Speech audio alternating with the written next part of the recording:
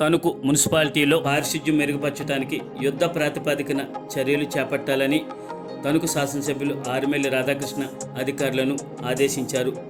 Telugu Desam, Janasena, BJP కూటమి ప్రభుత్వం ఏర్పడిన తర్వాత నుండి ప్రతి సమస్యకు పరిష్కారం చూపే విధంగా పరిపాలన చేపడుతున్నామని ఆయన తెలిపారు.